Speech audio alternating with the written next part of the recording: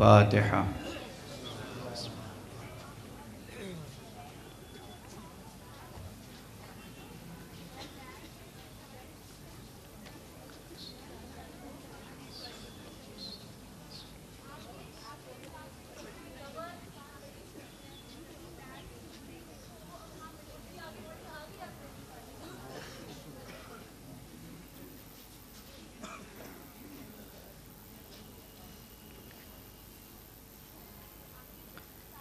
اعوذ باللہ من الشیطان الرجیم،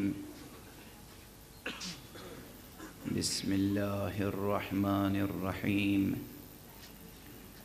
الحمد للہ رب العالمین، والصلاة والسلام علی اشرف الخلائق اجمعین، الرسول النبی الامی الہاشمی، سیدنا و شفیعنا ابی القاسم المصطفى محمد وعلى اہل بیتہ الطیبین الطاہرین الہداة المہدیین المعصومین المظلومین، واللعنة الدائمة على اعداء الدین اجمعین، اما بعد فقد قال اللہ تعالی عز اسمہ فی محکم کتابہ ومتقن خطابہ، بسم اللہ الرحمن الرحیم، سبحان الذي أسرى بعبده ليلا من المسجد الحرام إلى المسجد الأقصى الذي باركنا حوله لنريه من آياتنا إنه هو السميع البصير۔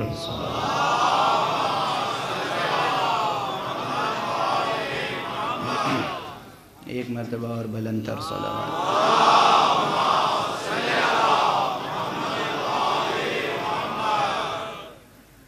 برادران عزیز،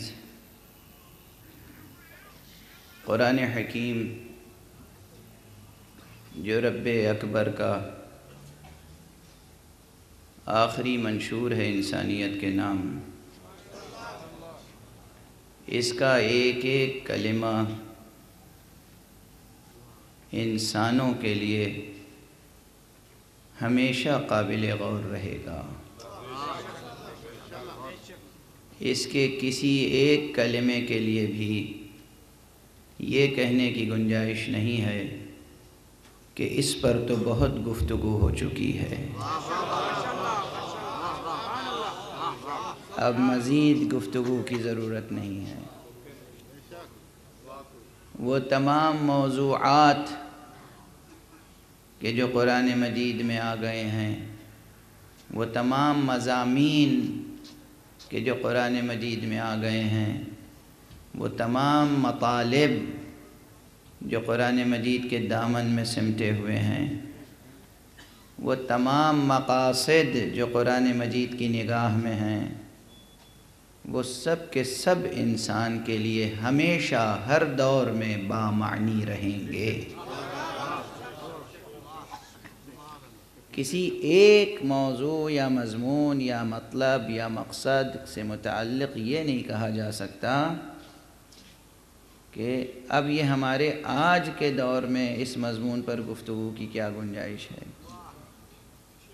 جہاں یہ کہا وہاں بات حکمت و مصلحت و مشیت الہیہ سے ٹکرائے گی۔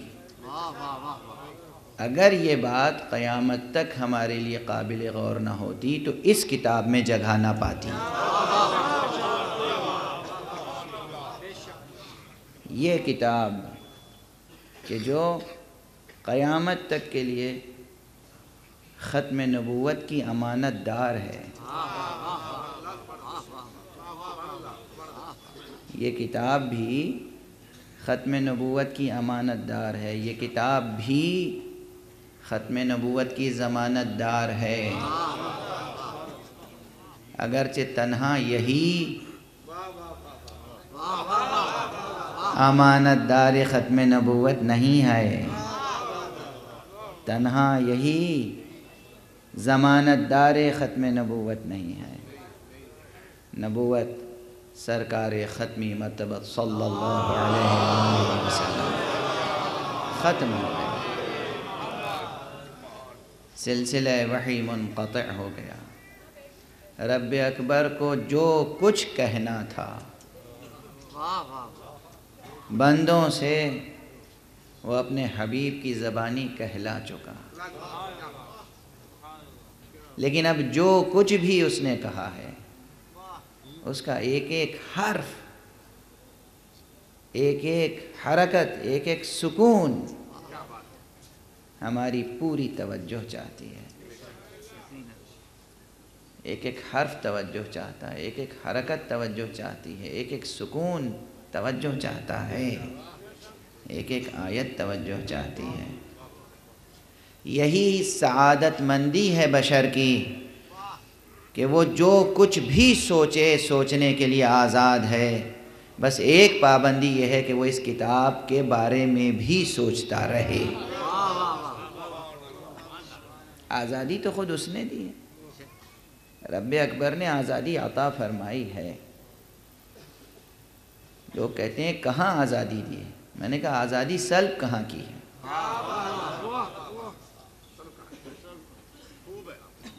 وہ قادر مطلق ہے، آزادی سلب کرنا چاہتا تو سوچنے کی قوت ہی کیوں دیتا؟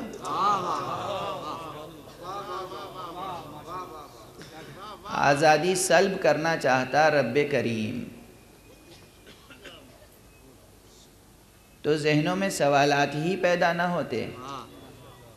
دیکھیے یہ ایک تعلیمی نکتہ ہے جو ذکر کر رہا ہوں۔ سوالات کیوں پیدا ہوتے ہیں؟ یہ آزار کہیں سے مول لاتے ہیں آپ؟ خرید کے لاتے ہیں سوالات؟ کوئی چمن ایسا ہے، کوئی گلستان ایسا ہے کہ وہاں سے گزر رہے تھے، کوئی صحرا ایسا ہے وہاں سے گزر رہے تھے، سوالات اگے ہوئے تھے توڑ کے لے آئے؟ سوچا ہے کبھی؟ ہر انسان کے ذہن میں سوال پیدا ہوتا ہے، بچوں کے ذہن میں سوالات پیدا ہوتے ہیں، بڑوں کے ذہن میں سوالات پیدا ہوتے ہیں، مردوں کے ذہن میں سوالات پیدا ہوتے ہیں، عورتوں کے ذہن میں سوالات پیدا ہوتے ہیں۔ کیوں پیدا ہوتے ہیں؟ خود سے پیدا ہوتے ہیں نا، کہیں خرید کے نہیں لاتے آپ۔ یہ آزار آپ خود جان کو لگاتے تو نہیں، اصلاً یہ آزار ہی نہیں ہے، یہ رحمت الہیہ ہے، یہ کرم الہی ہے۔ دیکھیے گفتگو کا، کسی بھی بحث کا طریقہ یہ ہوتا ہے کہ گفتگو شروع ہوتی ہے کنونشنل آئیڈیاز پر بیس کر کے، رزلٹ میں ہو سکتا ہے کہ وہ کنونشنل آئیڈیاز جو ہیں وہ بیکار ثابت ہوں، کوئی نیا نظریہ سامنے آ جائے۔ بات شروع ہوتی ہے مسلمہ حقائق سے، جو چیزیں مشہور ہیں انہی کو بیس بنا کے گفتگو شروع کی جاتی ہے۔ یعنی جب سائنس کی تحقیق و جستجو شروع ہوئی تھی تو پہلے یہی کنسیپٹ تھا کہ 4 ایلیمنٹس بیسک ہیں، پانی، مٹی، آگ اور ہوا۔ یہی کنسیپٹ ذہن میں لے کر سائنسدانوں نے کام شروع کیا، بعد میں پتہ چلا کہ یہ ایلیمنٹس نہیں ہیں۔ ٹھیک ہے، تو اب ایک عام تصور رائج ہے کہ انسان 2 چیزوں کا مجموعہ ہے، روح اور بدن۔ یہ ایک عام تصور ہے، میں اسی تصور کو تھوڑی دیر کے لیے قبول کر لیتا ہوں، اگرچہ انہی 5 مجلسوں میں یہ تصور رد ہو جائے گا کہ انسان 2 چیزوں کا مجموعہ ہے۔ دنیا میں جتنی علم اخلاق کی کتابیں لکھی گئی ہیں اس میں سے 99.99% کتابیں جو ہیں وہ اسی مفروضے پر بیس کر کے لکھی گئی ہیں کہ انسان 2 چیزوں کا مجموعہ ہے، روح اور بدن۔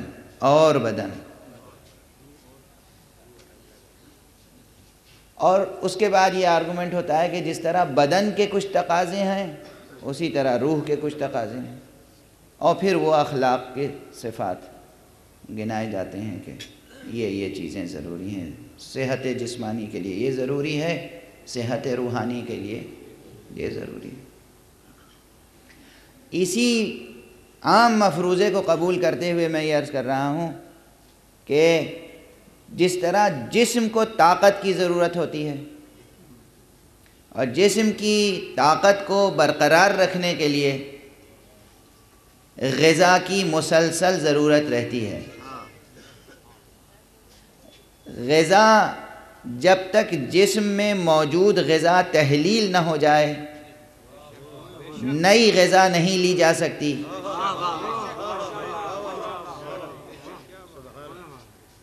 اور اگر تحلیل ہونے کے بعد نئی غذا نہ لی جائے تو جسم کی طاقت برقرار اور بحال نہیں رہ سکتی۔ جسم کے اندر غذا تحلیل ہوتی ہے تو ہمیں باہر سے پتہ کیسے چلے کہ تحلیل ہو چکی غذا؟ اس کے لیے فطری طور پر کچھ آثار ظاہر ہوتے ہیں، مثلا بھوک لگتی ہے، پیاس لگتی ہے۔ بھوک کا لگنا بتاتا ہے کہ غذا تحلیل ہو چکی، نئی غذا کی ضرورت ہے نا؟ بھوک کا لگنا جسمانی غذا کی طلب ہے، روح بھی غذا چاہتی ہے۔ غذائے روح کیا ہے؟ علم۔ کیسے پتا چلے کہ اب روح کو علم کی ضرورت ہے؟ سوال پیدا ہوتا ہے۔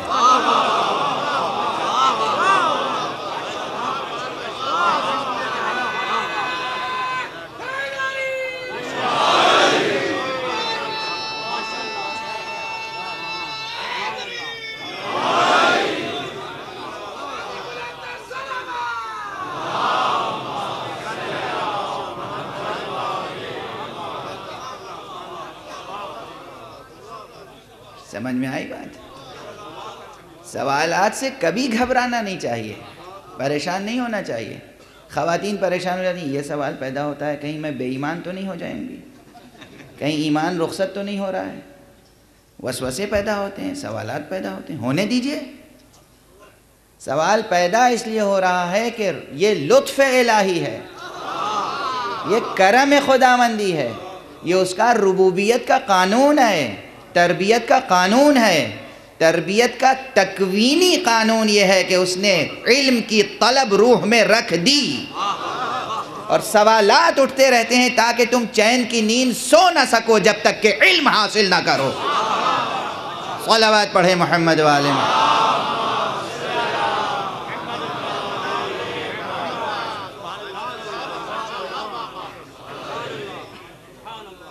علم حاصل کرو، علم حاصل کرو، علم حاصل کرو۔ اچھا، جب سے پیدا ہوتے ہیں اور جب تک مرتے ہیں کھانا کھاتے ہیں؟ نہیں، کھاتے رہتے ہیں۔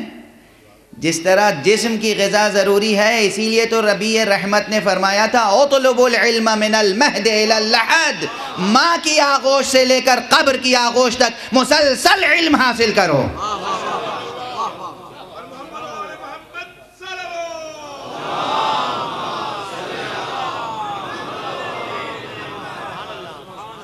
کوئی کتنا ہی عالم ہو، فاضل ہو، فقیہ ہو، مجتہد ہو، سائنٹسٹ ہو، حکیم ہو، فلسفی ہو، کتنا ہی بڑا جینیس ہو، ادھر وہ کتاب اور قلم اور علم سے کٹا، وہی لمحہ اس کی روحانی موت ہو جاتی ہے۔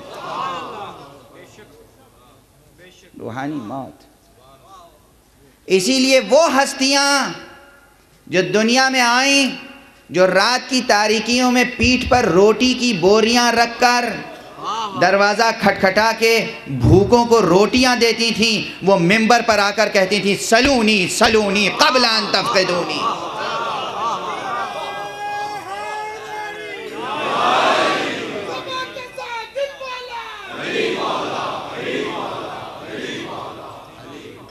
محمد و آل محمد صلوات۔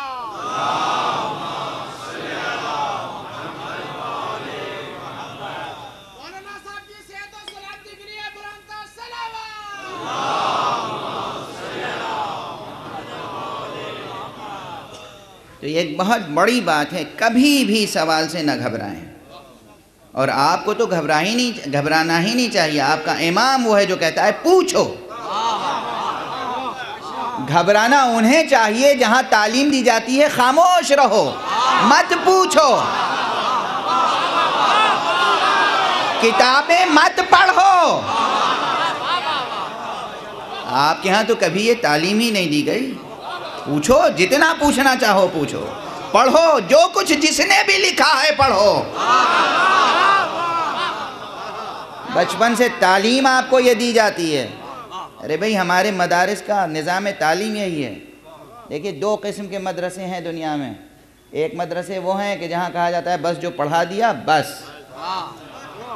اس کے آگے نہیں۔ اور کوئی پوچھ لے کہ بھئی اس کتاب میں یہ لکھا ہے، یہ کتاب اٹھائی کیسے تم نے؟ کیوں لائبریری میں گئے؟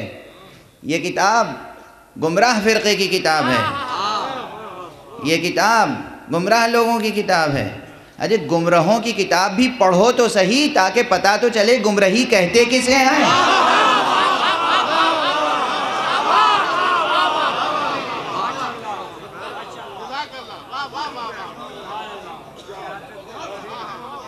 اگر کوئی راستے پر ہے تو صاف اور شفاف اور سیدھے راستے کو کجمج راستے سے تمیز نہیں دے سکتا کہ یہ سیدھا راستہ، یہ برا راستہ، یہ اچھا روڈ ہے، وہ برا روڈ ہے۔ اتنا بھی شعور نہیں ہے، اتنا اعتماد نہیں ہے۔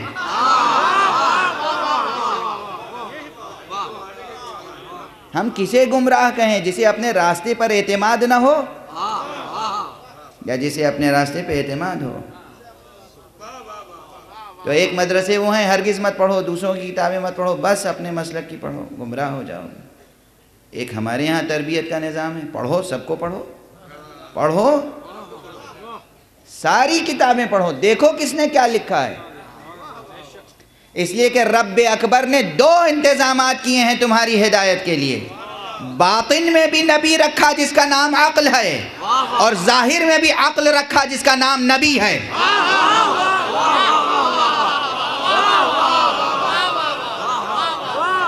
ایک نبی ہر ایک کے اندر چھپا ہوا ہے جس کا نام ہے عقل، اور ایک عقل ہے جو ظاہر میں ہے، مبعوث کیا گیا، وہ پے کر عقل ہے، وہ مجسم عقل ہے، وہ مجسم علم ہے، وہ مجسم نور ہے، جس کا نام ہے محمد مصطفیٰ صلی اللہ علیہ وآلہ وسلم۔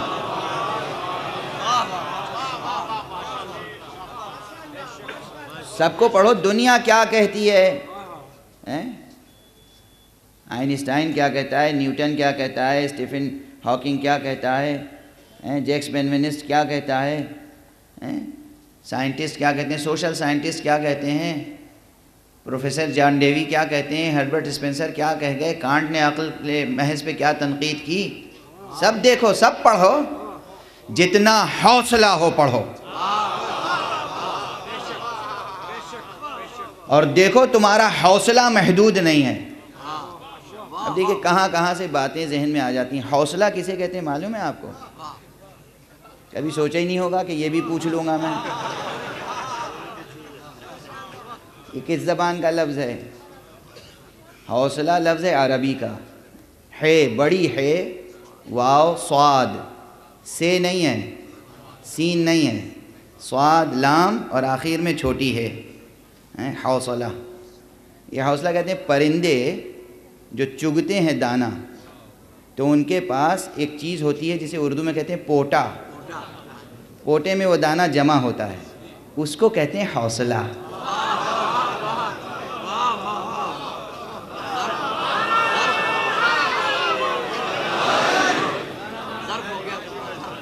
وہ حوصلہ اسے کہتے ہیں حوصلہ زیادہ ہے یا کم، حوصلہ بڑا ہے یا چھوٹا، حوصلہ اسے کہتے ہیں۔ اب اردو میں آ کے حوصلہ کیا ہو گیا؟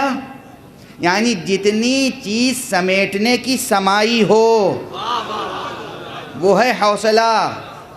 حوصلہ بلند رکھنا چاہیے، اور آپ کو اپنے حوصلے کا اندازہ نہیں ہے. یہ وہی بتائے گا کہ جس نے مثال بھی پرندے کے چگنے والی دی. اس نے کہا زقنی رسول اللہ زقا، میرے رسول نے مجھے علم ایسے سکھایا جیسے پرندے اپنے بچوں کو دانا چگاتے ہیں.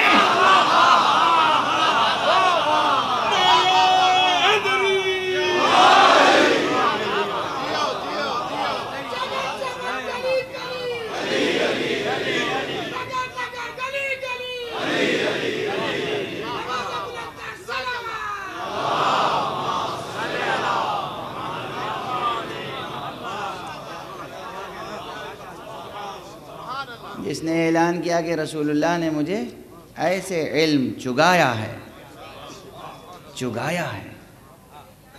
کہ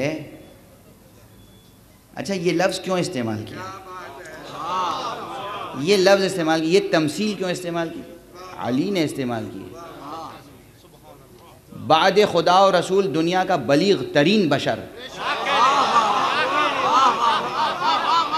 فصاحت و بلاغت بشری جس پر ناز کرتی ہے، بلکہ فصاحت و بلاغت الہی جس پر ناز کرتی ہے، اس لیے کہ یہ وہ بشر ہے جس نے سامع بشر کو لہجہ مشیت سے آشنا کیا.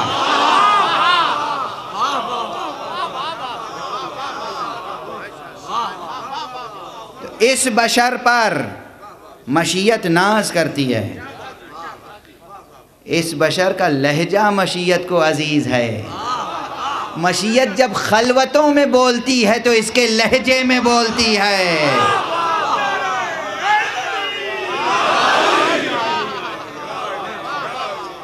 وہ بشر. یہ تشبیہ کیوں اختیار کی؟ یہ تشبیہ اس لیے اختیار کی تاکہ یہ معلوم رہے دنیا والوں کو کہ میں نے بڑے ہو کے تعلیم حاصل نہیں کی. جیسے ہی میں دنیا میں آیا رسول نے فوراً علم چگایا.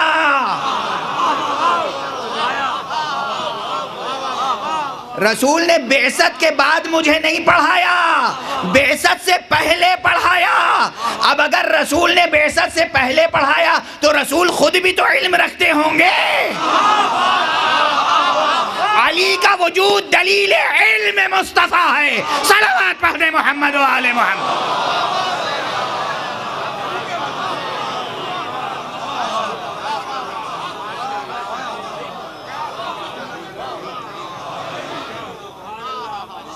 اب مجھے معلوم نہیں کیوں اللہ کا ذکر ہو رہا ہے، مصطفیٰ کا ذکر ہو رہا ہے، مرتضیٰ کا ذکر ہو رہا ہے، آپ کھل رہے ہیں، کچھ لوگ مرجھا جاتے ہیں.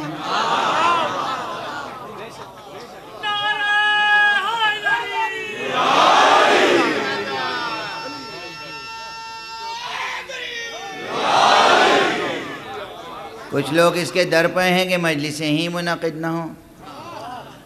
ان مجلسوں میں کیا ہوتا ہے؟ ذکر خدا و رسول ہوتا ہے، اس میں نفس کا تزکیہ ہوتا ہے، نفس کی تربیت ہوتی ہے، علم دین کا تذکرہ ہوتا ہے، رجال اللہ کا تذکرہ ہوتا ہے، اولیاء اللہ کا تذکرہ ہوتا ہے. بہرحال اپنا اپنا ذوق سماعت ہے، اپنا اپنا مذاق طبیعت ہے. تو جناب امیر علیہ السلام کا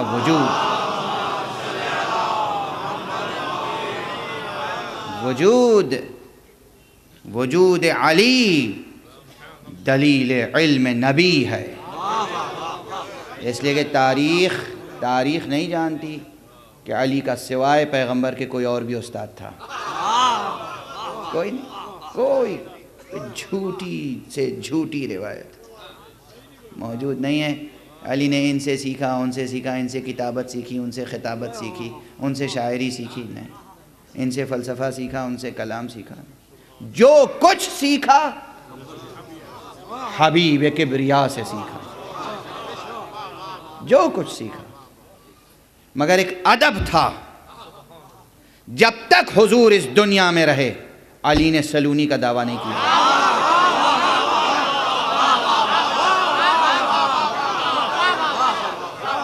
کیا ادب ہے خدا کی، کوئی تاریخ نہیں بتاتی. یہ ہے ادب، یہ ہے حفظ مراتب. ہمارے ہاں تو یہ نظم ہے کہ جس کی ہر زبان میں یہ شکوہ یہ گلا پایا جاتا ہے. عربی زبان کا ایک مشہور شاعر ہے، وہ کہتا ہے کہ وَقَدْ عَلَّمْتُهُ عِلْمَ الْقَوَافِي فَلَمَّا قَالَ قَافِيَةً هَجَانِي. میں نے ہی تو اسے قافیہ بندی سکھائی، میں نے ہی اسے علم شاعری، علم عروض، علم قافیہ سکھایا، اور جب پہلا قافیہ اس نے باندھا تو میری حجوں میں باندھا. ایسے بھی قدردان ہوتے ہیں. اردو کا شاعر کہتا ہے کہ شعور حرف و حکایت جنہیں ملا ہم سے، یا شعور حرف و حکایت جنہیں دیا ہم نے، ہمارا ذکر وہ کرتے ہیں کس برائی سے. دنیا کا نظام تو یہ ہے، یہ دنیا کا نظام ہے، مگر رجال اللہ کا نظام، اولیاء اللہ کا نظام زندگی، ان کے یہاں حفظ مراتب. جب تک حضور اس دنیا میں ظاہری طور پر رہے، کبھی علی ابن ابی طالب کا کوئی خطبہ دکھا دیجئے، کوئی خطبہ مفصل دکھا دیجئے کہ علی نے خطبہ ارشاد فرمایا ہو. اللہ کوئی تاریخ ہے، کھلی ہوئی تاریخ ہے، حضور کے رہتے ہوئے کوئی خطبہ ارشاد فرمایا ہو. کوئی ایک روایت بتا دیئے حضور کی بات کبھی کاٹی ہو.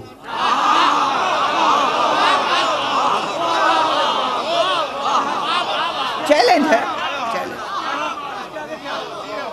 چیلنج.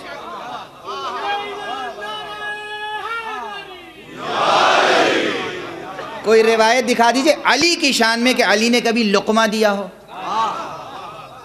دوسروں کے شان میں ہے روایتیں اور فخر سے بیان کی گئی ہیں کہ رسول اللہ خطبہ دے رہے تھے اور انہوں نے ایک مرتبہ شعر پڑھنے کی کوشش کی اور صحیح نہیں پڑھ سکے، تو ایک بزرگوار کھڑے ہوئے اور ان کا یا رسول اللہ یہ شعر یوں نہیں یوں ہے. تو حضور نے کہا بھائی مجھے شاعری تو آتی نہیں، تم ٹھیک ہی کہتے ہو. یہ روایتوں کا مزاج کیا بتاتا ہے؟ رسول سے الفت یا کسی اور سے؟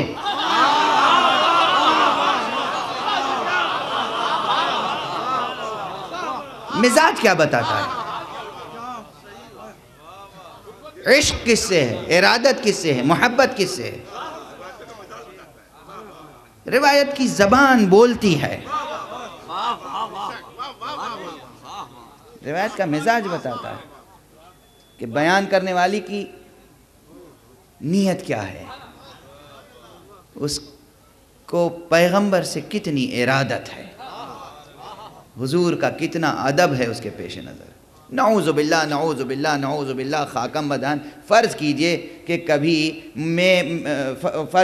کبھی حضور کی زبان سے کوئی ناموزوں مصرع نکل گیا، تو عاشق اگر ہوگا کوئی، حضور کی بات تو رہنے دیجیے، یہ مثال مناسب نہیں، کسی بزرگ کی، کسی ولی اللہ کے آپ ارادت مند ہیں اور انہوں نے کوئی شعر پڑھا ناموزوں ہو گیا، تو آپ کیا کہیں گے کہ انہوں نے ناموزوں شعر پڑھا تھا؟ کبھی کہیں گے بھی نہیں. حضور تو اس سے بلند ہیں کہ ناموزوں شعر پڑھیں. وہ ہستی جس نے کائنات کو موزونیت عطا کی،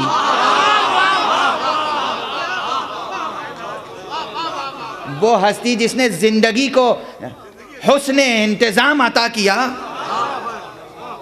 وہ نبی، وہ ہستی کے جس نے حسن کو حسن موزونیت عطا کیا.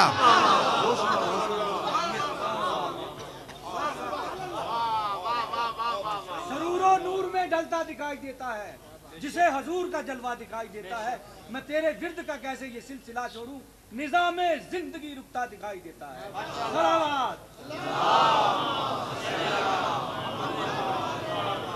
دیکھیے صلوات پڑھیے تو بلند آواز سے پڑھیے.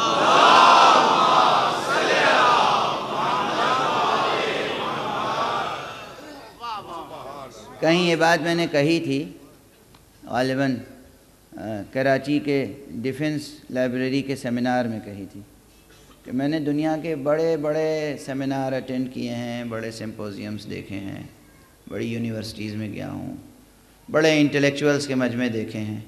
انہیں جس شخصیت سے عقیدت ہوتی ہے اس شخصیت سے اظہار ارادت میں پرجوش نعرے لگاتے ہیں. یہ تعلیم یافتہ ہونے کی متانت کے خلاف نہیں ہے.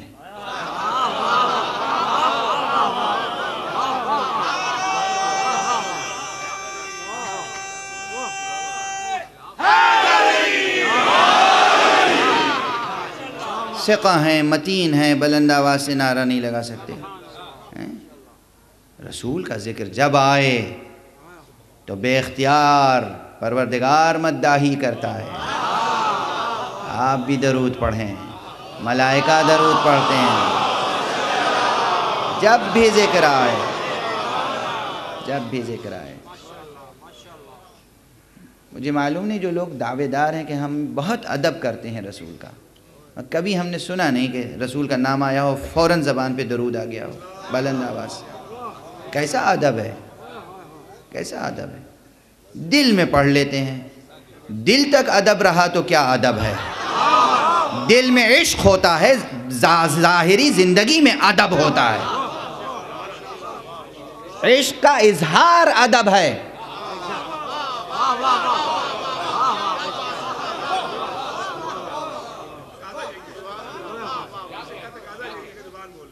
ادب عشق قلب میں ہوتا ہے، محبت دل میں ہوتی ہے، مودت دل میں ہوتی ہے، لیکن ادب اسی کا اظہار ہے. خود حضور نے فرمایا ہے، حضور نے جو تعلیمات، اخلاقی تعلیمات ہیں سرکار رسالت سے صلی اللہ علیہ وآلہ وسلم،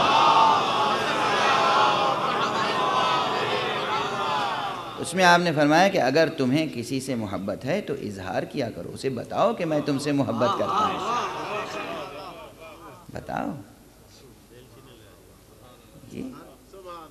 بہرحال تو بات تو یہاں تک آئی کہ حضور کے سلسلے میں اس طرح سے خیال کرنا کہ نعوذ باللہ آپ ناموزوں طبع تھے، یہ جسارت ہے، یہ اساعت ہے، سوء ادب ہے، بے ادبی ہے. شاعر نہیں تھے، بے شک شاعر نہیں تھے. شاعر نہ ہونا الگ ہے اور ناموزوں طبع ہونا الگ ہے. شاعر نہ ہونا شخصیت کو داغدار نہیں کرتا، لیکن یہ کہنا کہ طبیعت موضوع نہیں ہے، موضوع مصرع پڑھ نہیں سکتے، یہ کسی کے لیے مناسب نہیں ہے. ایک پڑھا لکھا تعلیم یافتہ مثقف انسان، مہذب انسان، ایک مکمل تہذیبی شخصیت جس کی ہو، موزونیت طبع تو فطری ہوتی ہے.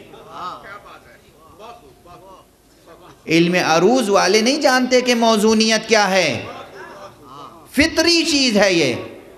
ان کی موزونیت اکتسابی ہے، فطری موزونیت ہوتی ہے. تو یہ نہیں خیال کرنا چاہیے کہ پیغمبر شاعر اس معنی، ہاں اس میں سورہ مبارکہ یاسین میں ہے کہ وَمَا عَلَّمْنَاهُ الشِّعْرَ وَمَا يَنبَغِي لَهُ، ہم نے اپنے حبیب کو شاعری نہیں سکھائی ہے اور یہ ان کے لیے ضروری بھی نہیں ہے. اس کے معنی کیا ہیں؟ اس کے معنی یہ تھوڑی ہے کہ پیغمبر موضوع مصرع پڑھ بھی نہیں سکتے تھے، یہ نہیں ہے معنی. اس کو قرآن مجید کی ماہیت واضح کرنا ہے وہاں کہ تم قرآن کو شاعری نہ سمجھو.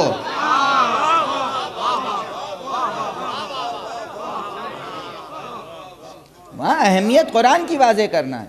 اور دوسرا پہلو اس کا یہ ہے کہ گویا یہ بتایا جا رہا ہے کہ شاعری کی ماہیت تخیل ہے. شاعری کی بنیاد تخیلات ہیں اور جذباتیت ہے. اسی لیے آپ شعراء کو پارلیمنٹ میں خاص طور سے نہیں بھیجتے کہ قانون بنائیے.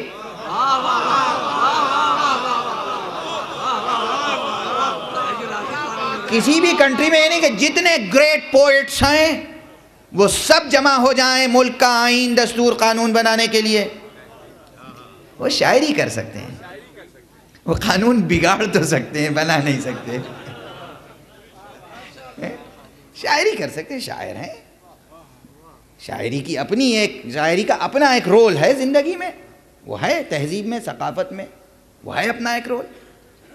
زندگی کو، کائنات کو، حیات کو ادراک کرنے کا ایک خاص اسلوب ہے شاعری اور اس کی ترجمانی، لیکن بنیاد اس کی ہے تخیل اور جذبات. نبوت کی بنیاد ہے علم.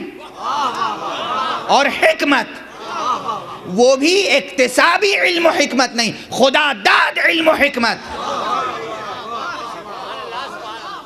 اس لیے کہا گیا آپ نبی بنا کے بھیجے گئے ہیں، شاعر بنا کے نہیں بھیجے گئے۔ جو آپ کہہ رہے ہیں وہ عین علم ہے، شاعری نہیں ہے۔ صلوات پڑھ دیں محمد و آل محمد۔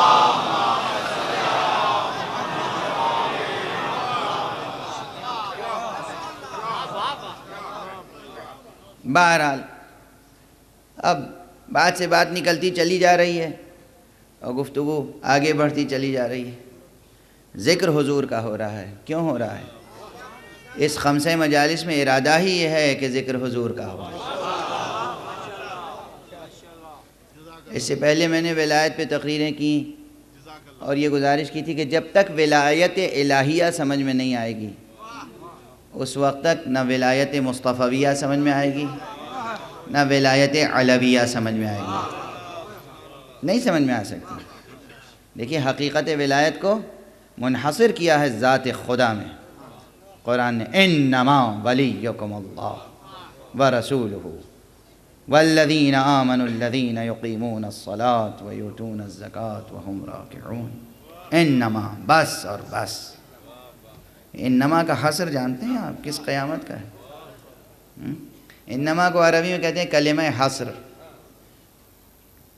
کلمہ حصر کے معنی ہے کہ کسی حقیقت کے بارے میں یہ بتانا کہ یہ حقیقت اسی خاص مقام پر منحصر ہے، اس کے علاوہ یہ حقیقت نہیں پائی جاتی۔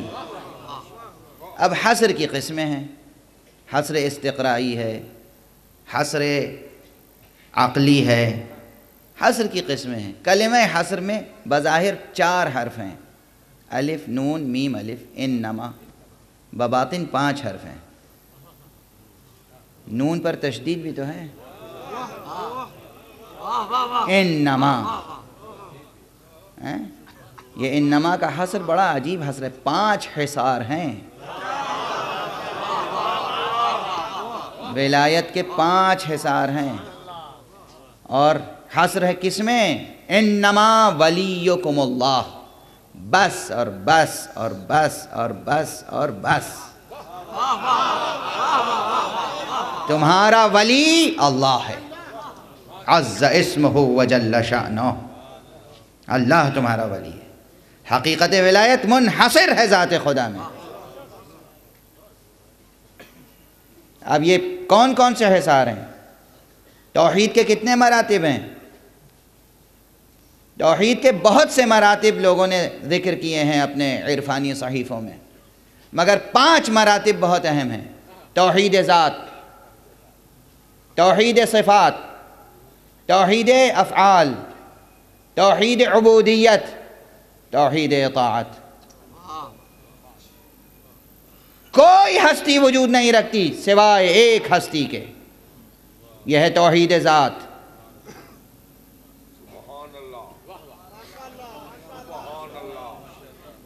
صفات، رب اکبر کے جو صفات ہیں وہ صفات اس کے ذاتی صفات ہیں۔ جب اس کے علاوہ کوئی ہے ہی نہیں تو کوئی اسے عطا کیا کرے گا، وہ کسی سے لے گا کیا؟ جب حقیقت ہستی ایک ہے، کوئی غیر ہے ہی نہیں، جب غیر نہیں ہے تو کوئی عطا کیا کرے گا، وہ لے گا کسی سے کیا؟ تو جتنے صفات ہیں اس کے اپنے صفات ہیں۔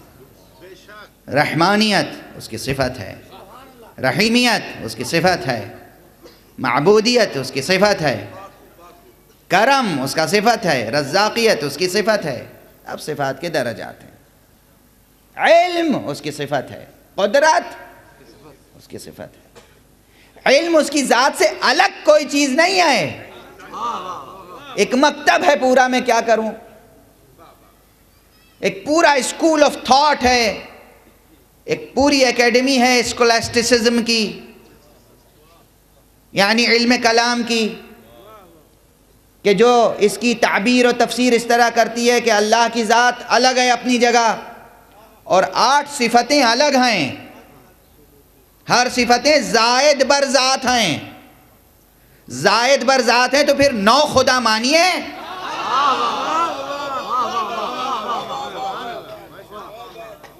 زائد بر ذات کہاں سے آ گئے؟ صفتیں الگ ہیں، ذات الگ ہے. نہیں، صفتیں عین ذات ہیں. وہی ہے وہ ذات حق، اسی کا نام ہے علم. صفتیں الگ ہیں، ذات الگ ہے. نہیں، صفتیں عین ذات ہیں. وہی ہے وہ ذات حق، اسی کا نام ہے علم. وہی ہے وہ ذات حق، اسی کا نام ہے قدرت. یہ نہیں کہ قدرت الگ ہے، وہ الگ ہے. وہ قدرت سے کام لیتا ہے، وہ علم سے کام لیتا ہے. یہ گریک مائتھولوجی ہو جائے گی. یہ آپ کے پڑوس کی مائتھولوجی ہو جائے گی. آپ کا دوست ملک بھارت جس کا میں رہنے والا ہوں، اس کی مائتھولوجی ہے ایک ہے برہم نراکار، اس کی کوئی شکل و صورت نہیں ہے. اس نے اس کائنات کو بنایا اور اس کے بہت سے اور مددگار ہیں. اب وہ کائنات چلا رہا ہے اپنے مددگاروں سے. تو گویا ایک ہے اللہ اور ایک علم ہے. کوئی الگ ایک شے ہے جس کا نام ہے علم، ایک الگ شے ہے جس کا نام ہے قدرت، ایک الگ شے ہے جس کا نام ہے ارادہ، ایک الگ شے ہے جس کا نام ہے کلام. اللہ اس کلام کی مدد سے تکلم فرماتا ہے، اس لیے وہ متکلم ہے. نہیں، صفتیں عین ذات ہیں. تو دوسرا حصر توحید صفات. صفتیں سب اس کی اپنی ہیں. ذات بس ایک ہے، خدا کی ذات، اور کوئی ذات نہیں. صفتیں سب اللہ کی صفتیں ہیں. اور اس کے بعد افعال کی توحید یہ ہے کہ جو کچھ پروردگار عالم کر سکتا ہے اور کرتا ہے، بس وہی کر سکتا ہے اور کرتا ہے. اس کے علاوہ کوئی کر نہیں سکتا. توحید عبودیت اجمالی ہے یہ بیان. اب ظاہر ہے کہ ہر مطلب جو ہے وہ ایک ایک اشرہ چاہتا ہے. توحید ذات مستقل گفتگو چاہتی ہے، توحید صفات مستقل گفتگو چاہتی ہے، توحید افعال مستقل گفتگو چاہتی ہے. اس میں کتنے شکوک ہیں، شبہات ہیں، سوالات ہیں. اور میں نے کہا سوالات پہ پابندی نہ لگائیں، سوالات پہ پابندی نہ لگائیں. سوالات آتے ہیں اور کبھی آپ اپنے نفس کا محاسبہ کیجئے اور رب اکبر کے لطف و کرم و انعام و شان ربوبیت پر ناز کیجئے. وہ سوال پیدا کرتا ہے اور فوراً ہی دل میں جواب بھی آ جاتا ہے. آتا ہے، اکثر ہوتا ہے. سوال آیا، دل میں جواب آ گیا. یہ لطف الہی، یہ مسلسل کرم ہے خالق کا، مسلسل کرم ہے. اور ظاہری طور پہ بھی اس نے حکم دیا ہے فَاسْأَلُوا أَهْلَ الذِّكْرِ إِن كُنتُمْ لَا تَعْلَمُونَ. اگر تم علم نہیں رکھتے ہو تو جو صاحبان علم ہیں، جو صاحبان ذکر ہیں، ان سے سوال کرو، ان سے پوچھو. یہ نہیں کہا کہ مت پوچھو، یہ نہیں کہا سوال کی طرف توجہ نہ دو، اعتنا نہ کرو.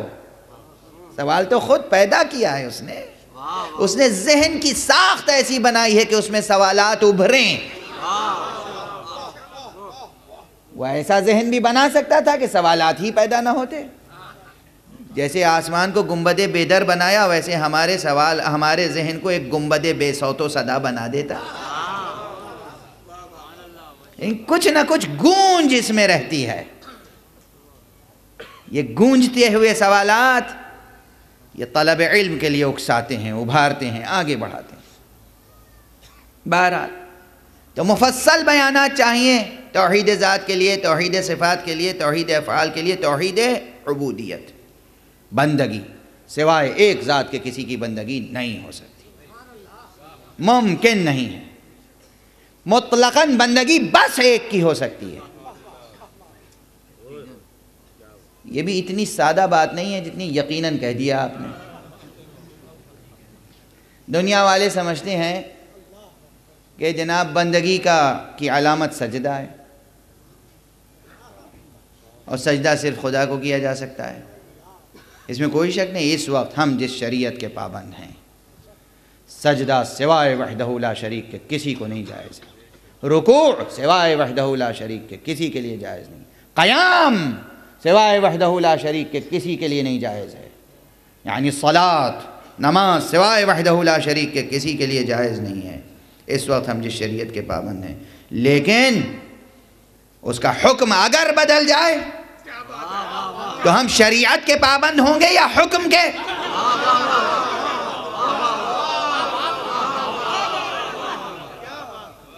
شریعت کے پابند ہوں گے یا حکم کے؟ اس کا حکم شریعت کو بدل دے گا، ہم حکم کے پابند رہیں گے۔ اگر رسم پرست ہو گئے تو حکم پرست نہیں رہ جائیں گے۔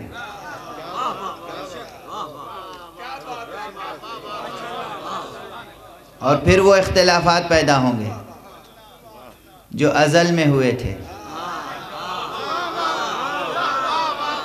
بندگی ہو رہی تھی رب کی، رب اکبر کی بندگی ہو رہی تھی، رب اکبر کی بندگی ہو رہی تھی، اللہ کو سجدے کیے جا رہے تھے، اللہ کے سامنے رکوع ہو رہا تھا، اللہ کے لیے قیام تھا، اللہ کے لیے تحمید تھی، اللہ کے لیے تہلیل تھی، اللہ کے لیے تسبیح تھی۔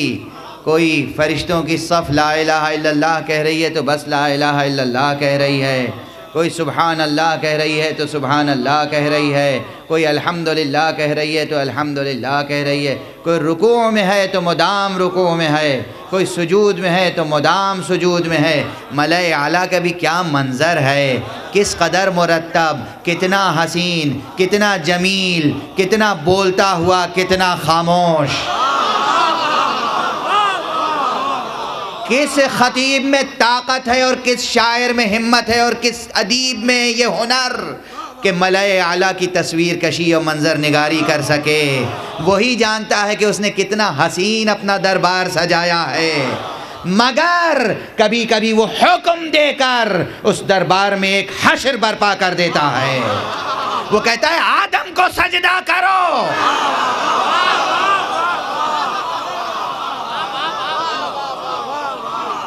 تم سمجھتے ہو کہ میں تمہارے سجدوں کا محتاج ہوں، میں ایسا بے نیاز ہوں کہ تم سمجھتے ہو سجدہ صرف میرے لیے ہے، جو چیز صرف میرے لیے وہ بھی آدم کو دے سکتا ہوں۔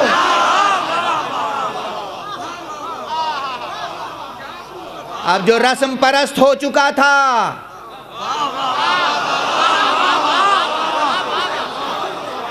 اس نے کہا میں تو نہیں کرتا آدم کو سجدہ۔ حکم جب سنایا جائے وہاں پتہ چلتا ہے کہ مولا پرست ہے یا رسم پرست۔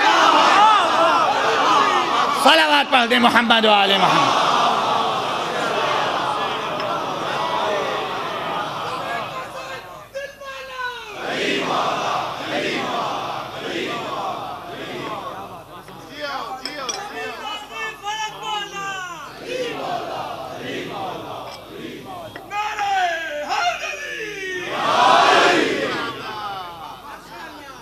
بہرحال تو رسم پرست نہیں ہونا چاہیے۔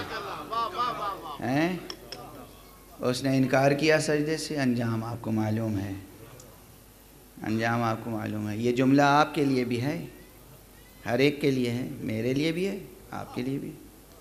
ہم رسم پرست نہ ہوں، حکم پرست ہوں۔ ایک رسم ہے کہ ممبر پہ کھڑے ہو کے ممبر پہ بیٹھ کے تقریر کرو۔ اگر یہ کہا جائے کہ جمعے کا خطبہ کھڑے ہو کے دو،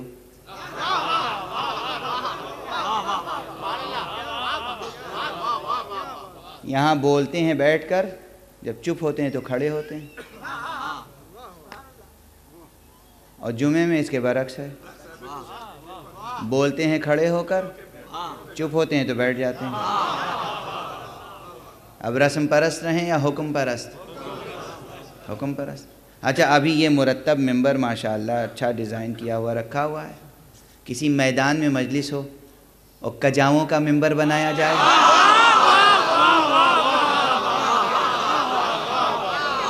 پھر کیا کریں، بیان کریں کہ نہ کریں؟ ارے مجھے تو آرزو ہے کہ کبھی ایسی کوئی مجلس ہو جو صحرا ہو، کھلا ہوا میدان ہو، ہر طرف جانے کے راستے بھی کھلے ہوئے ہوں، جس کا دل چاہے جائے، جس کا دل چاہے ٹھہر جائے۔ میں رسول تو نہیں ہوں نا. رسول، وہ رسول کا مرتبہ تھا کہ جو جانے والے ہیں پلٹاؤ، جب پیچھے رہ گئے انتظار کرو، جو آگے چلے گئے ہیں انہیں واپس بلاؤ. مجھ میں یہ جرت نہیں ہے، اعلان کر دینا میرا کام، اور اس کے بعد آزاد رکھنا. جسے سننا ہو سنے، جسے جانا ہو جائے. اور اسی پہ عمل ہے. یہ بھی صحرائے زندگی ہے، مسلسل عمل ہے. رسم پرست نہ ہو. جب جو تقاضا ہو، آقا کا جو حکم ہو، اس حکم پہ عمل. سر تسلیم خام. یہ میں بار بار تنبیہ کیوں کر رہا ہوں؟ بہت سی چیزیں ہیں ہمارے ہاں، رسمیں بڑھتی چلی جا رہی ہیں. رسمیں ثقافتی ہوتی ہیں، تہذیبی ہوتی ہیں، ان کے پیچھے قدریں ہوتی ہیں. قدریں اگر سلامت رہیں تو رسموں کے بدل جانے میں کوئی حرج نہیں ہے.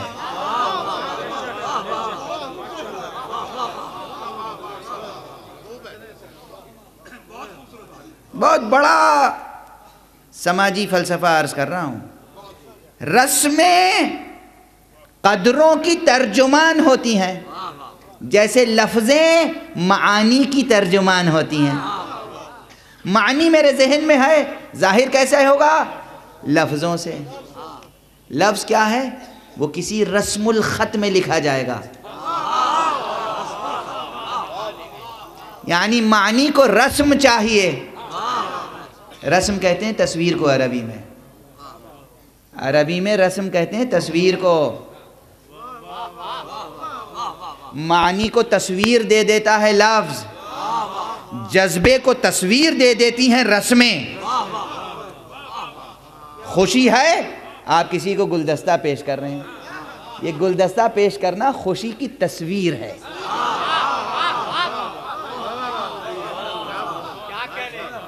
غم ہے تو سینے پہ ہاتھ چلا جاتا ہے، یہ سینے پہ ہاتھ جانا غم کی تصویر ہے.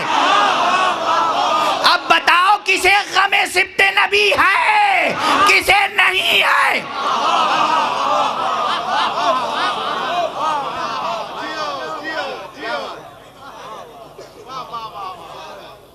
اصل ہے قدریں، ویلیوز، زندگی کی قدریں، تہذیب کی قدریں، اخلاق کی قدریں، انسانیت کی قدریں. ان قدروں کی اہمیت ہے. رسمیں زمانے کے تغیر کے ساتھ تبدیل ہوتی رہتی ہیں. رسمیں تبدیل ہوتی رہتی ہیں.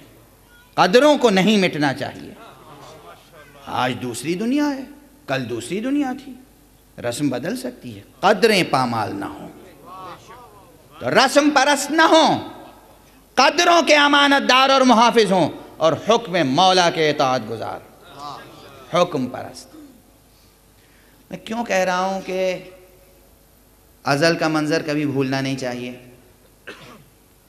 ازل میں اللہ نے فرمایا تھا کہ آدم کو سجدہ کرو، ملائکہ سجدہ ریز ہو گئے. آدم کو سجدہ، کوئی پوچھ لیتا ہے آدم کو سجدے کے کیا معنی ہے؟ آدم کی حیثیت کعبے جیسی تھی. آپ کعبے کو سجدہ کرتے ہیں یا کعبے کے سامنے خدا کو سجدہ کرتے ہیں؟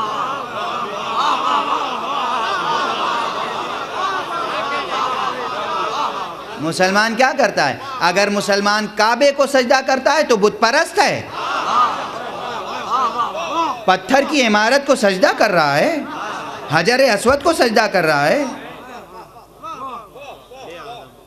اگر آپ کا ذوق عرفانی بالیدہ ہو تو ایک جملہ کہوں جو خانقاہوں میں چپکے سے کسی پروردگار عالم کے ولی بندے کے کان میں کہہ دیا جاتا ہے، ایک انسان متقی کی قدر و قیمت کعبے سے زیادہ ہے.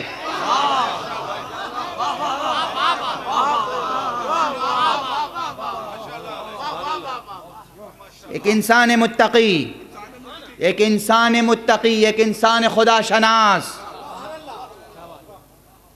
خدا شناس اور متقی انسان کی قیمت کتنی ہے؟ ہاں، یہ مبالغہ نہیں ہے، یہ احساط ادب نہیں ہے، یہ حد سے تجاوز نہیں ہے. کعبہ اللہ نے علامت بنا دی، اس کی طرف رخ کر کے سجدہ کرو. اس سے پہلے بیت المقدس کو علامت بنا دیا تھا. اس کی طرف سجدہ کرو. ٹھیک ہے. ملأ اعلیٰ میں بھی ایک مرکز ہے بیت المعمور. ملائکہ اس کی طرف رخ کر کے سجدہ کرتے ہیں. تو سب کا چہرہ تھا کس کی طرف؟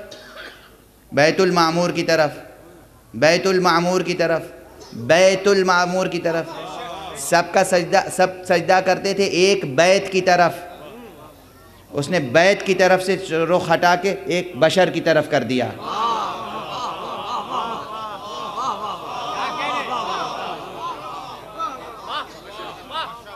کہا آدم کو سجدہ کرو, آدم کے سامنے سجدہ کرو. وہ جس کو علامت بنا دے. اگر کہیں ازل کا منظر یاد رکھنا, روز حشر اگر کہیں کسی کو کعبہ بنا دیا تو کیا ہوگا؟ رسم پرست رہو گے یا حکم پرست؟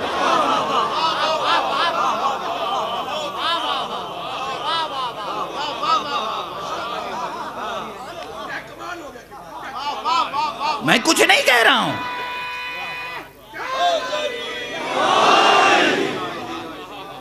آدم افضل ہے یا خاتم؟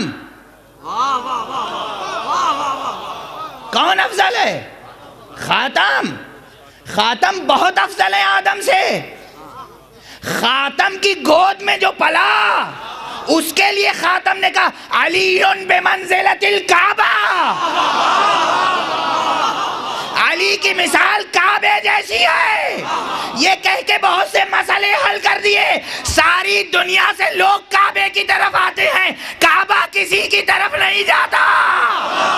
صلوات پڑھ دے محمد و آل محمد.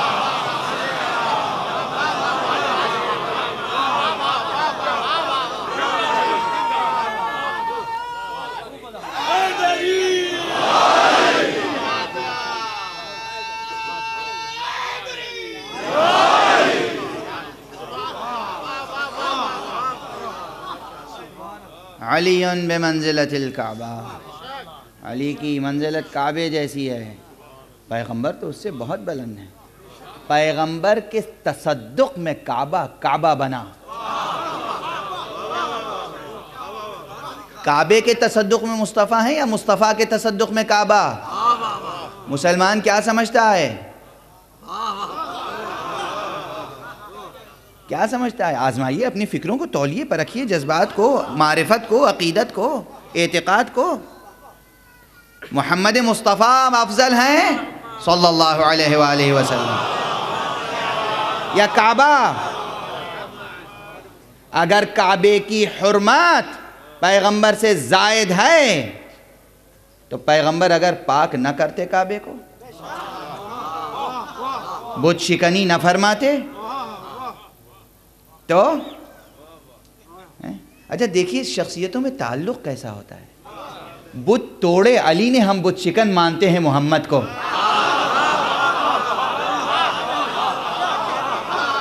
تاریخ کی کیسی سچائی ہے.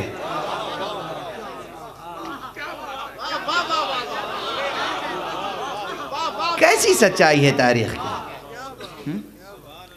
اگر حضور بت شکنی نہ کرتے, حضرت علی بت شکنی نہ کرتے تو کعبہ بت کدہ تھا اور سجدوں کا رخ بیت المقدس کی طرف تھا. یہ تو تصدق پیغمبر ہے, طفیل پیغمبر کہ کعبہ قبلہ بن گیا. آج تو ہم میں سے ہر ایک قبلہ و کعبہ بنا ہوا ہے.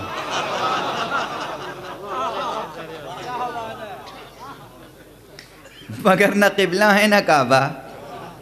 جو کعبہ تھا وہ تصدق پیغمبر میں قبلہ بنا. اچھا اب میں کیا عرض کروں, وقت تو پورا ہو چکا ہے مگر آج تمہید بھی مکمل نہیں ہوئی. میں اب جب یہاں تک بات آ گئی ہے تو ایک قرآنی استدلال پیش کر کے آگے بڑھتا ہوں. یہ جو میں کہہ رہا ہوں کہ کعبہ حضور ختمی مرتبت صلی اللہ علیہ وآلہ وسلم کے تصدق میں, ان کے طفیل میں قبلہ بن گیا. معلوم ہے نا، آج تک ایک مسجد قبلتین ہے یا نہیں مدینے میں؟ ہے. یہ تاریخی بات ہے، کوئی میں اپنی طرف سے نہیں کہہ رہا ہوں، اور قرآن مجید میں آیتیں موجود ہیں. جب قبلہ تبدیل ہوا تو لوگوں نے آپس میں کہا کہ یہ کیا ہو گیا ہے انہیں. اکثر یہ پوچھا کرتے تھے کیا ہو گیا ہے انہیں. ہائے ہائے ہائے استغفر اللہ ربی واتوب. ارے کیا ہو گیا ہے تمہیں کہ اس ذات کے بارے میں اس طرح سوچتے ہوگے کہ کیا ہو گیا ہے انہیں. سیقول السفہاء، یہ نادان لوگ کہیں گے کہ انہیں کیا ہو گیا ہے.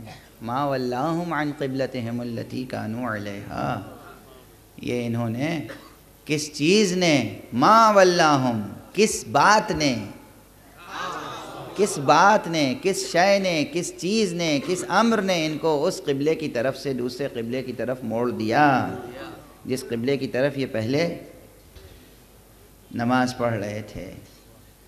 یہ سوال بندوں کا ہے، جواب رب نے دیا ہے، جواب اللہ نے دیا ہے. قد نرى تقلب وجهك في السماء فلنولینک قبلۃ ترضاها. اے حبیب، ہم دیکھ رہے ہیں کہ آپ آسمان کی طرف نظر اٹھا کے دیکھتے ہیں. قرآن گواہ ہے کہ رسول کہہ کچھ نہیں رہے.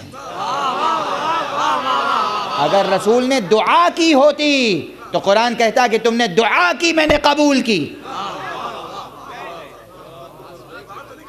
اندازہ محبوبیت دیکھیں. کل کی مجلس میں نے کہا تھا ولایت کے 2 درجے ہیں، ولایت کی 2 قسمیں ہیں، ولایت محبی، ولایت محبوبی.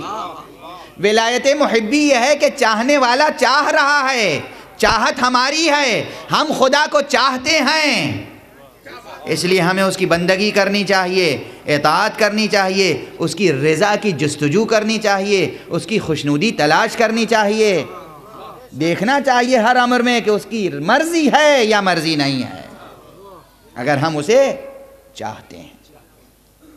لیکن جسے وہ چاہتا ہے، کیا یہی کیفیت وہاں بھی ہے؟ اگرچہ لفظ کیفیت شایان شان الوہیت نہیں ہے، مگر زبان کی مجبوری ہے، ہم کہیں تو کیا کہیں.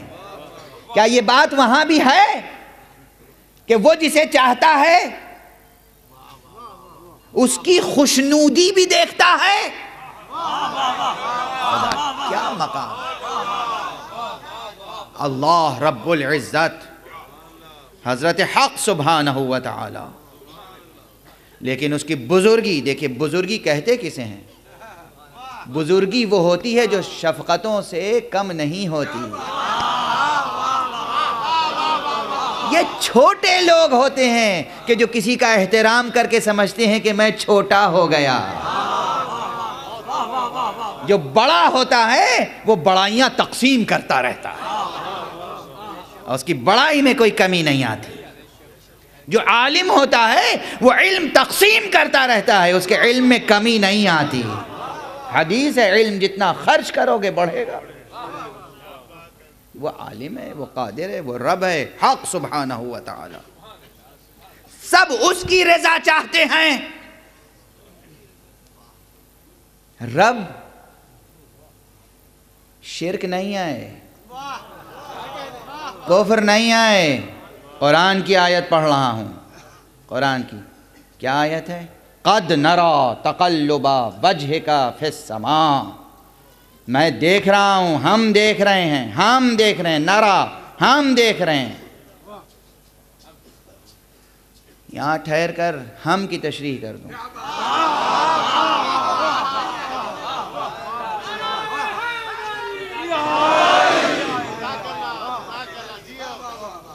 خدا واحد ہے نا، اس نے اپنے لیے میں دیکھ رہا ہوں کیوں نہیں کہا یہاں پر ہم دیکھ رہے ہیں. میر انیس کا ایک شعر ہے، سبک ہو چلی تھی ترازو شعر، مگر ہم نے پلہ گراں کر دیا. ہے نا؟ یہ میر انیس نے کیا کئی شعراء کے لیے کہا ہے؟ شاعر تو اپنے لیے تعلی کرتا ہے بس. میں یہ تھوڑی کہہ رہے ہیں کہ ہم نے اور مرزا دبیر نے مل کے مرثیے کی بڑی خدمت کی ہے. نہیں، ہم ہیں، مرزا دبیر ہیں، میر عشق ہیں، میر تعشق ہیں، سب نے مل کے مرثیے کو بہت بڑھایا. حقیقت تو یہی کہ سب نے مل کے بڑھایا، مگر میر انیس تھے. انہیں اپنے فن و کمال فن کا احساس تھا، اور وہ احساس دلا رہے تھے. سبک ہو چلی تھی ترازو شعر، مگر ہم نے پلہ گراں کر دیا. جب کوئی ہم کہتا ہے تو اس میں اپنی پوری فنی جمالیاتی پوری عظمت کو ظاہر کرتا ہے. ہم، یہ زبان کا عام اصول ہے. اور جو لوگ قدیم تہذیب شناس ہیں اور تہذیبی لہجوں کو سمجھتے ہیں، وہ جانتے ہیں کہ ہر شخص کو ہم کہنے کی اجازت نہیں تھی. کوئی حکمراں، کوئی بادشاہ، کوئی ملک، وہ کہا کرتا تھا ہمارا یہ فرمان ہے. اور جو وزراء تھے جب بادشاہ کی خدمت میں جاتے تھے تو کہتے تھے میرا یہ معروضہ ہے. وہ کہتے تھے ہمارا فرمان ہے، یہ کہتے تھے میرا معروضہ ہے. یہ میں کہتے تھے، وہ ہم کہتے تھے. میں انکسار، ہم میں ایک استکبار ہے. بندہ کہے تو استکبار ہے، رب کہے تو شان کبریائی ہے. الکبریاء ردائی، کبریائی اسی کو زیب دیتی ہے.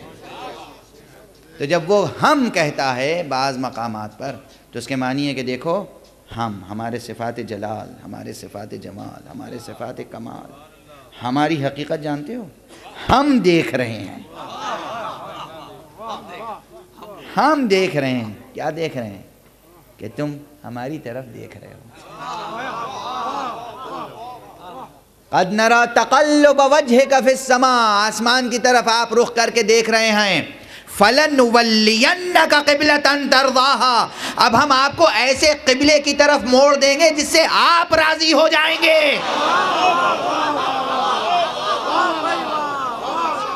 جل جلالہ، جل جلالہ، خدا کہہ رہا ہے آپ راضی ہو جائیں گے. نماز ہم خدا کی پڑھتے ہیں، نماز پڑھتے ہیں قربتاً اللہ، وضو کرتے ہیں قربتاً اللہ، قیام و رکوع و سجود ہے قربتاً اللہ، مگر قبلہ خود معین کر رہا ہے خدا قربتاً المصطفیٰ.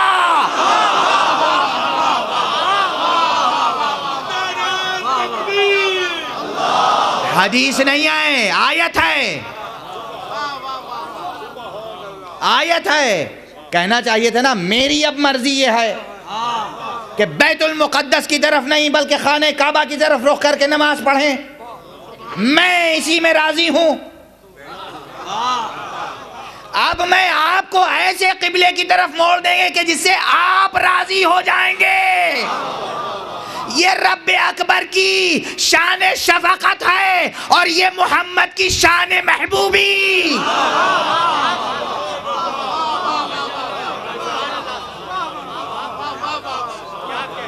جبکہ کہا بھی نہیں محمد نے، دعا نہیں، پروردگار میں یہودیوں کے قبلے کی طرف رخ کر کے نماز نہیں پڑھنا چاہتا، پروردگار میں بیت المقدس کی طرف رخ کر کے نماز نہیں پڑھنا چاہتا، پروردگار میں کعبے کی طرف، کعبے کو میرے لیے قبلہ بنا دے. پیغمبر نے کہا نہیں، مگر وہ رب ہے.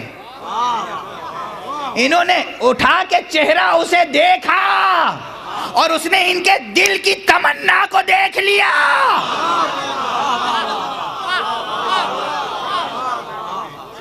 شان عشق و محبوبیت یہ ہوتی ہے، یہ ہے مرتبہ محمد مصطفیٰ کی محبوبیت کا. صلوات پڑھیں محمد و آل محمد.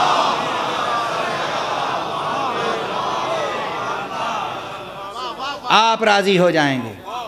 آپ بدل دیجئے، جی چاہے بدل دیجئے ترجمہ، صیغہ یہی ہے. ترضاہا، ارضاہا نہیں، الف کی جگہ تے کی جگہ الف رکھ دیجئے، میں اس سے راضی ہو جاؤں گا، ترضاہا تم مجھ سے راضی ہو جاؤ گے، تم مجھ سے راضی ہو جاؤ گے، یعنی کعبے کو قبلہ بنایا رضائے محمد کے لیے۔ دیکھا محمد مصطفیٰ کا معراج کمال، مرتبہ دیکھا۔ لوگ کہتے ہیں کہ نعتوں میں مبالغہ بہت کرتے ہیں لوگ۔ ایک صاحب نے مقالہ لکھا کہ محمد مصطفیٰ کو محبوب خدا نہیں کہنا چاہیے۔ جی مقالہ چھپا ہوا موجود ہے، کیا کیا باذوق لوگ ہیں۔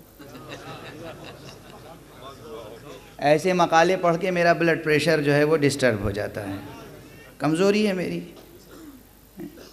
پیغمبر کو محبوب خدا نہ کہ، یہ چھپا ہوا مقالہ ہے ایک پی ایچ ڈی ڈاکٹر کا،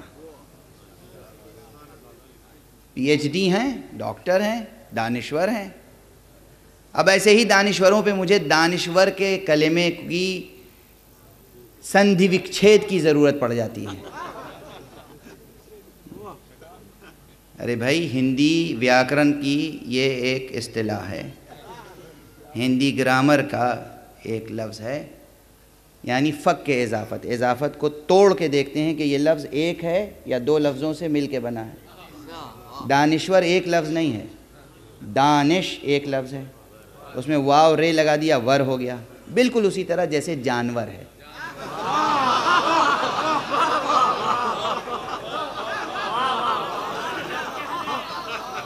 جان ایک لفظ ہے، اس میں ور لگا دیا جانور ہو گیا۔ ہنر ایک لفظ ہے، اس میں ور لگا دیا ہنر ور ہو گیا۔ سخن ایک لفظ ہے، اس میں ور لگا دیا سخن ور ہو گیا۔ میں گرامر سمجھا رہا ہوں، اہانت نہیں کر رہا ہوں، میں کسی دانشور کی اہانت نہیں کر رہا ہوں۔ دانش میں ور لگا دیا تو وہ دانشور ہو گیا۔ ایسے دانشوروں پر ترس آتا ہے اور محسوس ہوتا ہے کہ بس دانش سے نام لگا ہوا ہے، دانش جزو ذات نہیں بنی۔ حقیقتاً دانشور ہے، دانشور جو سچا دانشور ہے بہت محترم ہے۔ سچا دانشور فقیہ کا مترادف ہے، دانشور عالم کا مترادف ہے۔ دانشور یعنی عالم، فقیہ یعنی دانشور، لغوی اعتبار سے۔ اصطلاحی حد بندیاں اپنی جگہ ہیں، اصطلاحی حد بندیاں اپنی جگہ، لیکن لغوی اعتبار سے دانشور بہت بڑی چیز ہے۔ مگر جب ایسی باتیں کرنے لگے تو دانشور کے اندر سے جانور پیدا ہوتا ہے۔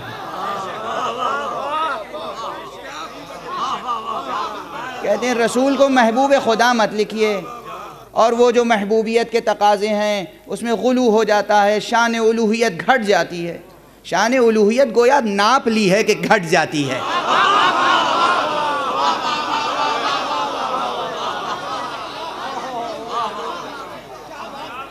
ارے اللہ اکبر من ان یوصف، اللہ اس سے کہیں بلند و بزرگ تر ہے کہ اس کی توصیف ہو سکے۔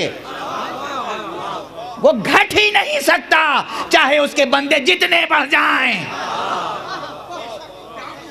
جتنے بڑھ جائیں اس کے بندے، اس سے اس کی بڑائی کا اندازہ ہوتا ہے۔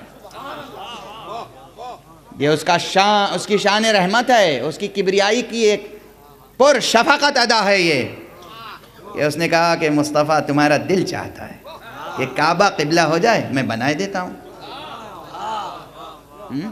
تو یہ بسند قرآن، یہ بات بسند قرآن کہ کعبہ آج قبلہ بنا ہے بخاطر محمد، قرآن گواہ ہے۔ اب مجھے یہ پوچھنے کا حق ضرور ہے، یا رسول اللہ آپ کا دل کیوں چاہتا تھا کہ کعبہ قبلہ بنے؟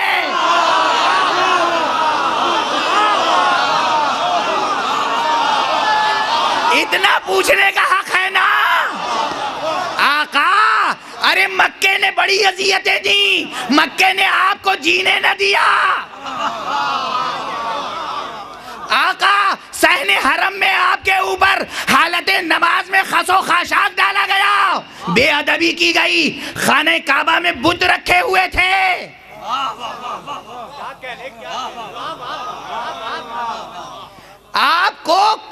کی کون سی حسین یاد وابستہ ہے کعبے سے؟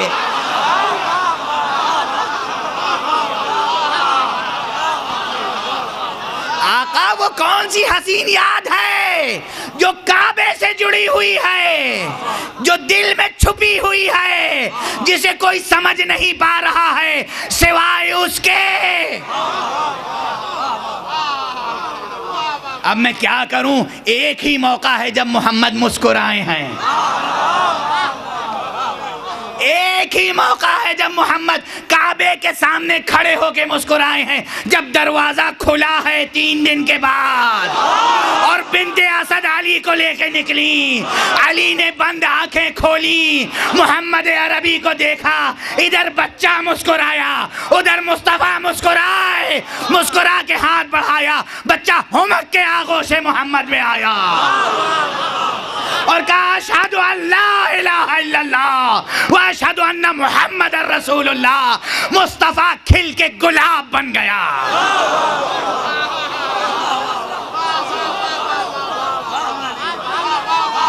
صلوات پڑھ دیں محمد و آل محمد۔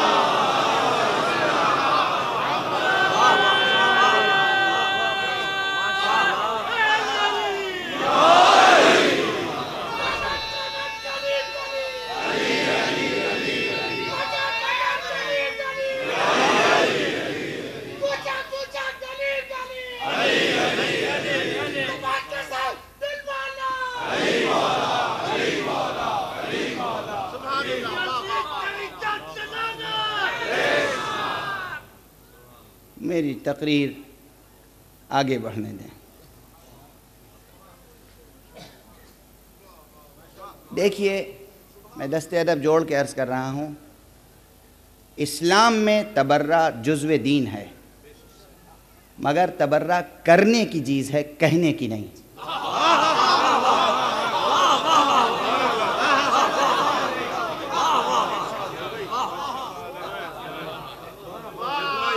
تبرہ کرنے کی چیز ہے، برائی سے بچو، بروں سے بچو، برائی سے الگ رہو، بروں سے الگ رہو، برائی سے نفرت کرو، بروں سے اگر اصلاح کے قابل ہیں تو ہمدردی کرو، اصلاح کے قابل نہ ہو تو نفرت کرو، اس سے تم بچے رہو گے برائیوں سے۔ لا الہ الا اللہ کی بنیاد تبرے پر ہے۔ لا الہ تبرہ ہے، باطل خداؤں کا انکار، الا اللہ تولا ہے۔ لیکن مزاج آپ ایسا بنائیں، کل جو میں عرض کر رہا تھا یا پرسوں کی تقریر میں کہ اذان میں کتنی بار لا الہ ہے؟ 2 بار، اور اس کے بعد جتنے جملے ہیں نیکیوں کی طرف بلاؤ، اچھے اچھے اسلوب سے، اچھے طریقے سے، بہترین حی علی الصلاح، حی علی الفلاح، حی علی خیر العمل۔ حی علی الصلاح بھی پکارنا ہے، حی علی الفلاح بھی پکارنا ہے، حی علی خیر العمل بھی پکارنا ہے، ایک جملے پہ اکتفا نہیں کی۔ مزاج بنائیں، دست ادب جوڑ کے عرض کر رہا ہوں، مزاج بنائیں، وہ مزاج جو مزاج مشیت کے مطابق ہے، وہ مزاج جسے آقا خوش ہوں، وہ مزاج جسے دین محمد اور مذہب آل محمد کو فائدہ پہنچے۔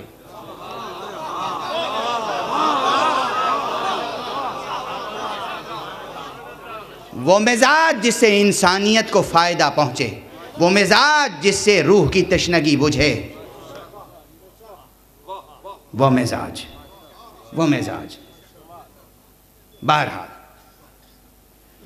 میں جس منزل تک پہنچ گیا تھا وہ یہ ہے کہ پیغمبر صلی اللہ علیہ وآلہ وسلم کا مرتبہ دیکھیں، پیغمبر کے دل کی آرزو خدا نے زبان سے کہے بغیر پوری کی، بغیر کہے پوری کی۔ اور اب ظاہر ہے کہ ہمیں حق ہے کہ ہم سمجھیں کہ پیغمبر کے دل میں آرزو کیوں تھی، کیا تھی، کس لیے تھی، وہ کون سی حسین یاد وابستہ تھی جو کعبے سے وابستہ تھی۔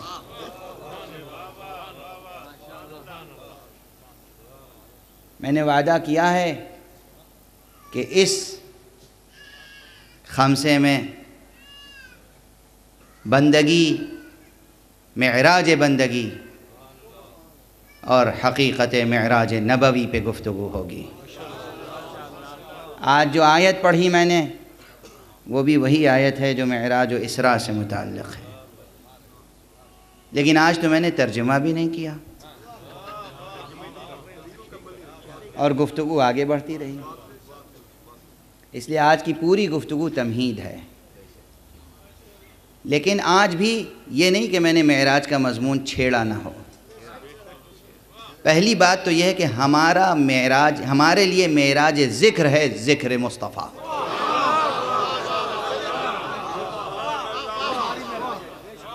معراج ذکر ہے، ذکر مصطفیٰ۔ معراج ذکر ہے، ذکر اہل بیت مصطفیٰ۔ یہ ہمارے لیے معراج ہے۔ اگر ہم مصطفیٰ اور اہل بیت مصطفیٰ تک پہنچ گئے، ممکن نہیں ہے کہ خدا تک نہ پہنچیں۔ وہ راستہ ڈیڈ اینڈ ہے، کہیں نہیں مڑتا، صرف وہیں مڑتا ہے، حقیقت توحید پر۔ جو مصطفیٰ آشنا ہوگا وہ حق آشنا ہوگا۔ ممکن نہیں ہے کہ خدا تک نہ پہنچے، اس لیے یہ مسئلہ ہے۔ اور دوسری بات کہ حضور کے فضائل اور کمالات اور کرامات میں یہ کیا کوئی معمولی منزل ہے جو آج آپ نے حل کی ہے؟ یہ بھی معراج کی کیفیتوں میں سے ایک کیفیت ہے۔ یہ بھی مقامات معراجیہ پیغمبر ہے کہ پیغمبر اس منزل پر ہیں جہاں ان کے دل کی تمنا حرف دعا بنے بغیر قبول ہوتی ہے۔ دل کی تمنا حرف دعا بنے بغیر تاثیر دکھاتی ہے اور بت کدہ قبلہ بن جاتا ہے۔ قبلہ اہل توحید، قبلہ اہل توحید۔ لیکن یہ یاد رکھیں کہ ممکن نہیں ہے کہ یہ واقعہ میرے سامنے یا کسی بھی پاک دل و دماغ کے مومن، مسلم اور موحد کے سامنے آئے اور اس کے سامنے یہ سب باتیں نہ آئیں جو میں نے کہی ہیں۔ یا آپ مجھے داد دیتے ہیں، یہ ممکن نہیں ہے کہ وہ باتیں نہ آئیں سامنے۔ بھئی سیدھی سی آیت ہے، قد نرى تقلب وجهك في السماء فلنولينك قبلة ترضاها۔ ہم دیکھ رہے ہیں کہ آپ کا چہرہ آسمان کی طرف اٹھ رہا ہے، بار بار آپ آسمان کی طرف تقلب بار بار دیکھنا آسمان کی طرف آپ دیکھ رہے ہیں، یعنی یہ آرزو کی اور تمنا کی بے تابی ہے۔ تمنا اور آرزو کی پختگی کی منزل ہے، خفیف سی آرزو نہیں ہے، شدید آرزو ہے، شدید آرزو ہے۔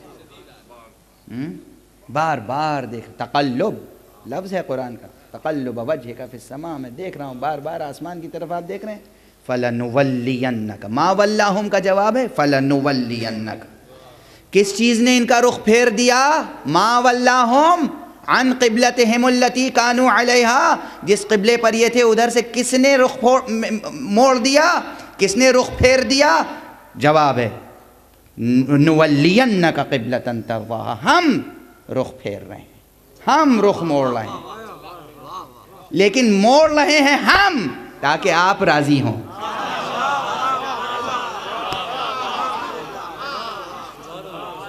رخ ہم موڑ رہے ہیں تاکہ راضی آپ ہو جائیں۔ اور بس جو اس دنیا میں مصطفیٰ کی اتنی رضا کا خیال رکھے، وہ اپنے مصطفیٰ کا اس دنیا میں کتنا خیال رکھے گا؟ جو بت کدے کو قبلہ بنا دے فرزندان توحید کے لیے، وہ پیغمبر اگر کسی کی شفاعت کرے گا تو کیا شفاعت قبول نہ ہوگی؟ اور وہ پیغمبر اگر اعلان کر دے کہ حق شفاعت میرے رب نے حق شفاعت میرے حسین کو دے دیا.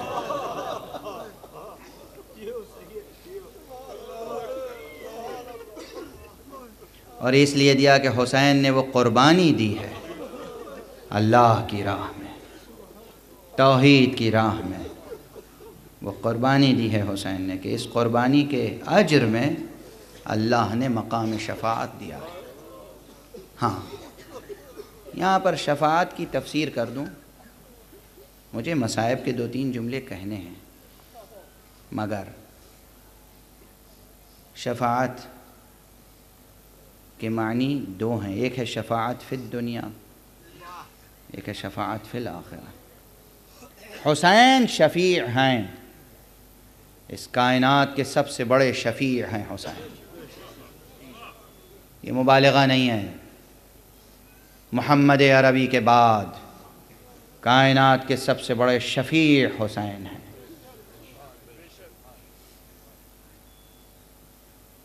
کس اعتبار سے؟ یعنی خود اس دنیا میں ایسی قربانی پیش کر دی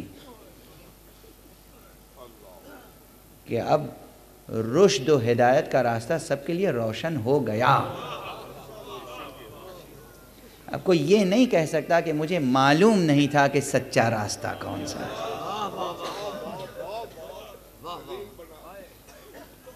کوئی دنیا میں کوئی، خدا کی قسم کوئی یہ نہیں کہہ سکتا کربلا کے بعد کہ ہمیں معلوم نہیں تھا سچا راستہ کون سا ہے. سچا راستہ وہی ہے جس پر چل کے حسین نے قربانی دی ہے.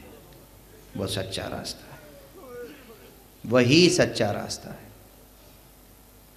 تو یہ شفاعت ہے ساری امت کے لیے، سارے انسانوں کے لیے، کہ حسین کے حوالے سے حق پہچانا جائے گا. اچھا، جس کی ذات کے حوالے سے حق اس دنیا میں پہچانا جائے، کیا اس کو اتنا اعزاز اللہ نہیں عطا کرے گا کہ اس کے حوالے سے آخرت میں جنت عطا کی جائے؟ خدا کی قسم، حسین کے بغیر جنت نہیں مل سکتی. حسین سید شباب اہل جنت ہے. اور اسی لیے تو حسین کو اللہ نے کیسا مالک جنت بنایا ہے، کیسا حق تصرف عطا کیا ہے. شب عاشور جب جابازوں کا امتحان لے لیا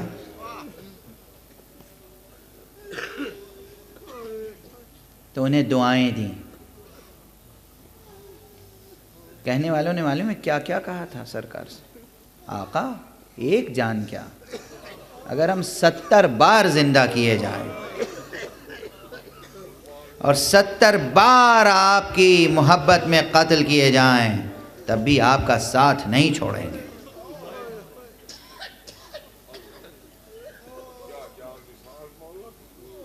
عزیزو،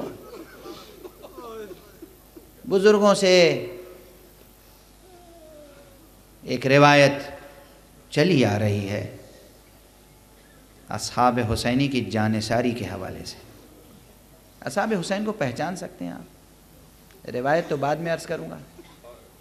دیکھیے نا، ایک اصحاب حضرت عیسیٰ تھے جن کے متعلق 12 اصحاب. خود حضرت عیسیٰ نے کہا تھا کہ صبح ہوتے ہوتے تم سب ہمارا انکار کر دو گے. ایک انصار حسین تھے جن کے لیے حسین فرما رہے ہیں کہ ایسے اصحاب و انصار نہ میرے دادا کو ملے، نہ میرے بابا کو ملے، نہ میرے بھائی حسن مجتبیٰ کو ملے. اصحاب حسینی یہ نہ اصحاب عیسیٰ ان کا مقابلہ کر سکتے ہیں، نہ اصحاب ختمی مرتبت ان کا مقابلہ کر سکتے ہیں، نہ اصحاب علی مرتضیٰ ان کا مقابلہ کر سکتے ہیں، نہ اصحاب حسن مجتبیٰ، نہ اصحاب کہف ان کا مقابلہ کر سکتے ہیں. اصحاب حسین، اصحاب حسین، ان کی جانثاری کا یہ انداز تھا جو روایت میں ذکر کرنا چاہتا تھا کہ بزرگوں سے چلی آ رہی ہے کہ شب عاشور سرکار سید الشہداء اپنی بہن کے خیمے میں تھوڑی دیر کے لیے تشریف لے گئے اور خیمے کے باہر حراست پہرے کے لیے، حراست کے لیے کچھ اصحاب کھڑے تھے۔ بہن نے بھائی سے پوچھا، بھیا یہ جو رہ گئے ہیں ان پہ بھروسہ ہے؟